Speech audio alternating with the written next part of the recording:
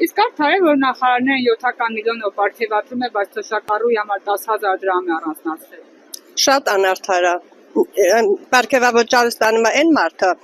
ով որ աշխատանքի մեջ այդքան արդյունք է բերում։ Բայց եթե նրա նախարարները երկրին ոչ մի արդյունք չեն տվել, առաջները էլ էին տալիս։ Բանվորին տալիս էին պարգևավճար, որովհետև նա գերակատարում էր իր պլանները, նա գերակատարում էր իր աշխատանքը։ Իսկ եթե մարդը ոչ մի բան չի արել այս երկրի համար, պարգևավճարն ինչի համար է, ես չգիտեմ։ Կաշառքի անունը փոխել են պարգևավճար։ Ես այդքանը կարամ ասել։ Եթե ժողովուրդը ուրախանում է, որ թոշակները 10,000 դրամով, եկեք մի հատ 10,000 դրամ վեկալենք, նրանք տեսնենք ինչ են կարում այդ 10,000 դրամով։ Իսկ իրանց 7 միլիոն են գրում, որ իրանց 15-20,000 չեն գրում։ Արդարություն, ինչ արդարության մասին է խոսքը։ Դա ճիշտ չի։ Այնքան բադառողջ երեխեք կան, այնքան հիվանդներ կան, մեծեր, նրանք էլ են մեղք, չէ՞։ Այն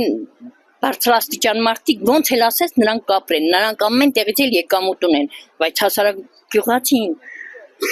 այնքան հողի հետ կռիվ է տվի, արդեն հոգն էլ հողի հետ էլ չկարում կռիվ տա, որ գոյատևի։ Արդար չի, թեկուզ թոշակառուն մենակ ապրում է, 10,000 ավելացրել, 46,000 դրամով նա ոնց կարա ապրի, ոնց կարա, որ ամեն ինչ թանկ է։ Կարա լավ գործաններ բացի, կարա աշխատատեղեր բացի, մարդիկ աշխատեն, իջևան թե տեղ չկա, որ մարդիկ աշխատեն, ուզում են աշխատեն, բայց տեղ չկա, կարա մի հատ ֆաբրիկա բացի, չէ, ինչ որ մի հատ տեղ բացի, որ մարդիկ աշխատեն, գումար աշխատեն, չկա, մարդիկ չեն աշխատում։ Դա մանիպուլյացիա է, մանիպուլյացիա, մարդկանց աչքերը թոզ են փչում, մի միլիոնը տալիս է պատգամավորին պարգևավճար, որպես ինչ, պատճառ չկա, պատճառն է, որ իրեն թիկունքը պահեն, իրեն շրջապատը պահեն, բայց 10,000 առնվազն թոշակը պիտի